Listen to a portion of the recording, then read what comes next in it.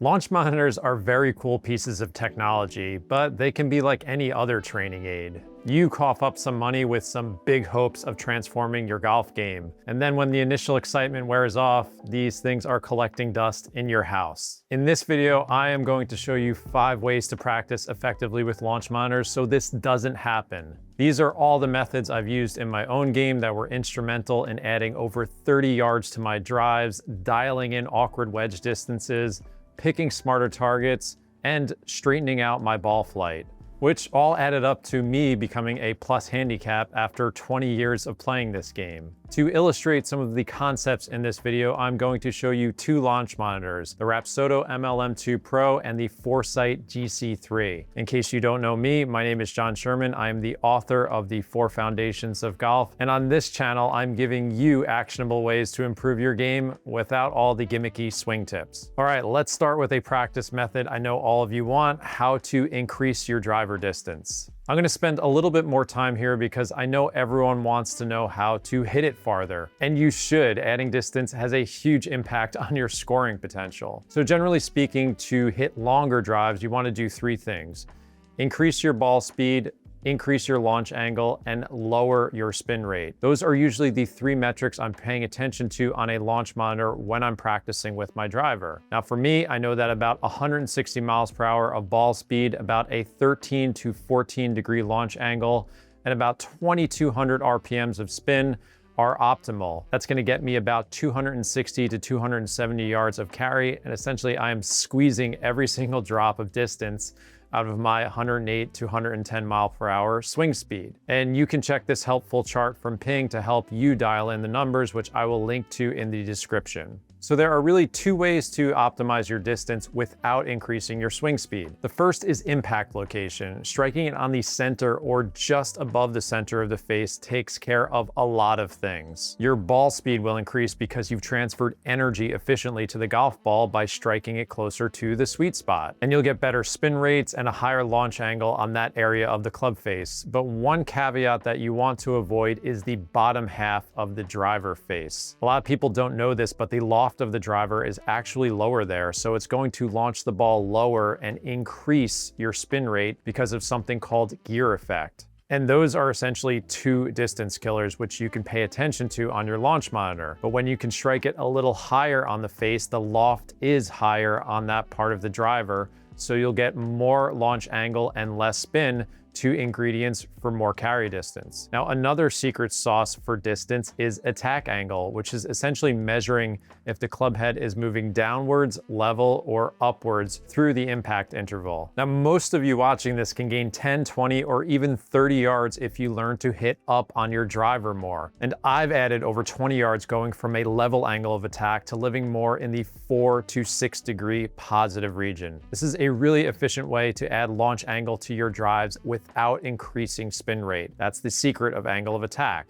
So there are 2 simple tests that you can do with your setup, paying close attention to this angle of attack number. The first one is tee height. So in my testing, I set up a low, medium, and high tee height, and then hit a series of shots to see how my attack angle changed on each of these launch monitors, the GC3 and the MLM2Pro. And what's really important is that I made sure to keep everything else the same, most notably my ball position. Now, what I saw is a similar trend to what most golfers would see. The lowest tee had the lowest angle of attack. The GC3 and the MLM2Pro showed me about a 0 to 2 degree positive attack angle. Now, what was interesting was that my launch angle was down in the 6 to 8 degree region because I was striking it lower on the club face, and I lost upwards of 30 yards of carry with this really low tee height. Now, the middle tee height took my attack angle to about the 4 to 6 degree region, and the highest one I got to about a positive 6 to 8 degrees angle of attack. Now, I know through a ton of testing I've done over the last 4 or 5 years, I like to live somewhere around that middle tee height.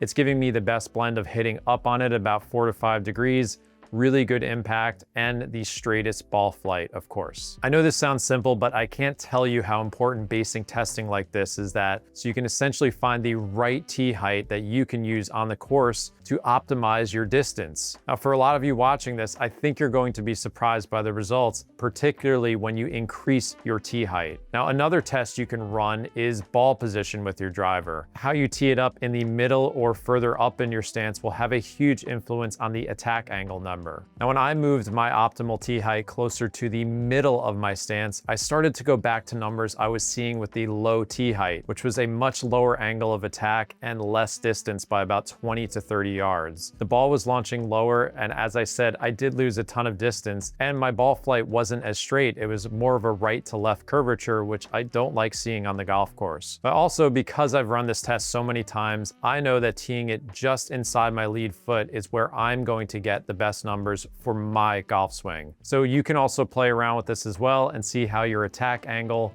ball flight, and distance start to change. And like tee height, I think most of you will find better numbers closer to your lead foot. Now, there are some other ways to increase angle of attack with your setup and your technique. For example, I tilt my body so that my trail shoulder is a little bit lower and I'm kind of tilted to the sky at address. I'm also setting up with my weight a little bit more on my trail side and trying to stay behind the ball so I can hit more up on it at impact. These are some other things that you can experiment with and see how it moves your attack angle number or your launch angle, which is a really good proxy in case your launch monitor doesn't measure it. Now, things can get more complicated than that, but keeping a close eye on your ball speed, launch angle, spin rate, and attack angle is where I'm mostly keeping track of where I need to be with my setup and even my technique. Now let's move on to method number 2, which I call dispersion testing. When you have a launch monitor and software that can accurately display how far you're hitting each club, but more importantly, your left to right dispersion, you can do some really good testing that will help you pick better targets and clubs off the tee box. This is quite simple, but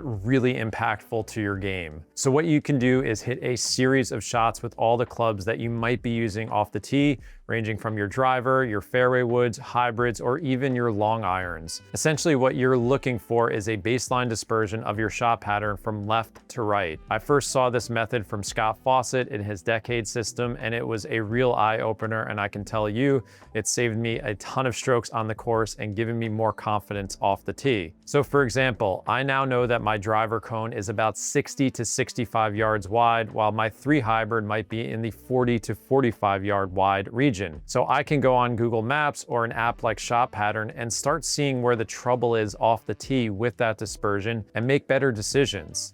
This gives you a ton of confidence to take the right plan out to the course and knowing that you have the right club and target on every tee box. Now, not every software out there has this. The one I use, GS Pro, you have to actually manually export your range session to a spreadsheet to get these left to right numbers. But Rapsodo has built this into their software, so after you do a range session, you can get a visual representation of how each club is different and the accompanying dispersion patterns. And I just want to take a quick moment to thank Rapsodo for sponsoring my YouTube channel so I can keep bringing you free, useful content. As I said, I've been testing the MLM2Pro for the last couple of months, and I've been really impressed by its blend of accuracy, software features, and the cost, which is 10 times less than my GC3 launch monitor. It tracks 15 key metrics, including attack angle, club path, spin rate, and most notably spin access, so you can get accurate ball flight. You can play over 30,000 virtual courses, and there are 2 practice ranges. But you can also test your skills with the Rapsodo Combine, which I will talk about later in this video. And it is speed training compatible, so it can measure your club speed without hitting a golf ball if you're doing that type of training. Right now, they are running a holiday special, so you'll get a free dozen RPT balls with your purchase, which are really important for indoor accuracy. And in my testing, I've seen the same. So you can click on the link in the description to learn more about the MLM2Pro and their offer. Now let's move on to method number 3, which I call awkward wedge training. So for years, I was clueless on how to hit less than full wedge shots on the course, particularly in that 40 to 80 yard region. It would give me a lot of anxiety because I just didn't know what I was doing. And working with launch monitors helped me dial in those distances. But more importantly, when I faced them on the course, I could recall the feeling needed to generate a certain distance, which is so important. Dustin Johnson famously bought a TrackMan to work on this specifically before he finally broke through and won a major, so this is important practice. And it's really quite simple. I'm mostly isolating carry distance, but I will look at things like launch angle and spin rate a little bit too. Now, I start every single session using awkward wedge distances as a good warm-up and to work on these distances. I'm trying to hit different numbers like 40, 55, and 70 yards, and challenge myself to keep it within a 3, 5, or 7 yard window. And I like to blend hitting the same distance over and over again to lock it in, and then I test myself randomly by just calling out different numbers and trying to match them with my swing. Now, you can have software to facilitate this. For example, GS Pro, which you can see behind me on my simulator, they have a distance randomizer feature, and Rapsodo has also built this into their range environment where you can hit to different green distances. Essentially, what you want to do is hone in on the clubs and the perceived effort to hit each yardage. Now, for me, I use a 60-degree wedge on all of these shots and a clock system where I'm feeling like I'm swinging to a certain percentage on each distance. Now, you might find that using a mixture of 3 different wedges will help you hit these distances more effectively. It's not the same for everyone. That's why we test and we verify with launch monitors. Now, most good wedge players tend to de-loft the club a bit, so you can look at launch angle as a gauge about how you're delivering the loft of the club. I like to live in about the 28 to 32 degree region, and if you get a little bit higher than that, it becomes harder to control distance for most golfers. Additionally, I will look at spin rate as a proxy on how good my impact location is, and even ground contact too.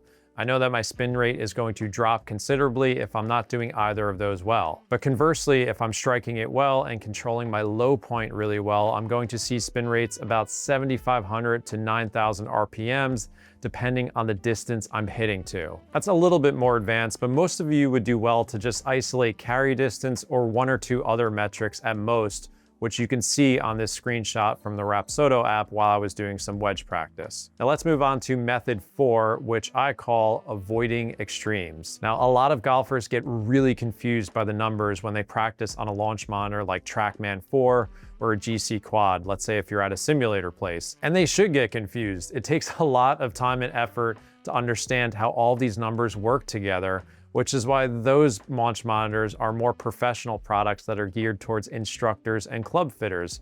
As I said, it takes years to understand how they all work together. But let's say you have access to the metrics that I have in both the GC3 and the MLM2Pro that are like club path and angle of attack. Now, I would say the best thing that you can do is benchmark your numbers and avoid extremes. For example, when I first started practicing with launch monitors years ago, my club path was almost 8 to 12 degrees in to out. Now, I was able to play some decent golf at these numbers, but I knew that to reach my scoring and tournament goals, I had to neutralize that pattern and make it less extreme. Now, for you, it could be an excessive out to in path with your driver or a really negative angle of attack like I discussed earlier.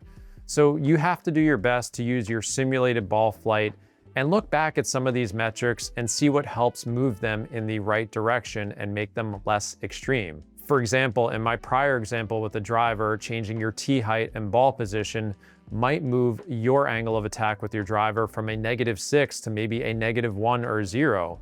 That could easily be worth 10 to 20 yards of distance right there, and perhaps an even straighter ball flight. Or if you have that excessive out to in swing path like a lot of golfers do, you could experiment with closing your stance, or even see if you can generate the exact opposite club path, which would be measured in to out. Honestly, that's how I fixed my hook over the years. I didn't overcomplicate things, and I just paid attention to the numbers and my ball flight. So I really stress not to go down a rabbit hole with all of these metrics if you do have access to more of them. Keep it simple, benchmark yourself, and see what numbers you can move in the right direction to bring them back to what I would call functional territory. If you've been watching my videos on this channel, you hear that phrase over and over again, and certainly my book, The 4 Foundations of Golf. Now, the 5th method that I want to talk about is perhaps my favorite, doing combines and skill tests. Practice can obviously get really boring, and the last thing you want to do is invest your money in a launch monitor and then not use it. This is where you either choose one distance and hit a series of shots to it, or you have to hit to multiple targets at different yardages. And then whatever software you're using is going to give you a score or a handicap level based on your dispersion around the target. The whole point of this is to get more competitive and give each shot more pressure. And this helps give more intent and meaning to your practice session, something that I'm always begging golfers to do. Now, GS Pro software has done a great job of building this, and they even have the Gauntlet TrackMan combine where you have to hit 60 shots, which I love to do. Rapsodo, the other software I've been talking about, has also done a great job here with their skills combine that allows you to customize your distances. So you could do 100 yards, 150 yards, or even 50 yards. And of course, playing simulated golf courses is really good practice as well. You're changing clubs, you're worrying about your scoring, and you're feeling pressure on each shot rather than just raking balls. I know I said I was gonna do 5 methods, but let me throw in one more as a bonus. I call this perceived effort testing. So some golfers swing way too hard and some golfers swing way too easy when they're on the course. That's why I'm always checking in with my perceived effort and the impact feedback, as well as the launch monitor numbers. For example, swinging my driver at about 85 to 90% perceived effort gives me the best results. Whenever I really try to get after one, which is absolute full effort, and I define that as 100%, I've realized the following things. Number one, the increase in swing speed is not as much as I would think. It's only about 2 to 4 miles per hour more. Number two, the cost of distance and accuracy is not worth it for me. For every drive that I hit a little bit farther, there are far more where my impact conditions suffer way too much to make it worth it. So you can run this kind of test with just about any club in your bag. Launch monitors can help with feedback, but you can always pay attention to the big 3 that you hear about on my videos and the Sweet Spot podcast: your impact location, your ground contact, and start direction. Every golfer is different, so there are no right answers across the board, but you're likely going to find a trend in your game that is helpful. For some of you, it might actually be swinging a bit harder, and for others, you might have to feel like you're swinging at 80 or 90% to get your best results with the launch monitor and your ball flight. So if you have effective ways that you've used launch monitors to make your practice sessions more meaningful, leave them in the comments sections and help your fellow golfer. I love giving each other good ideas. And don't miss my last video where I talk about why golf gets us so angry and what we can do about it.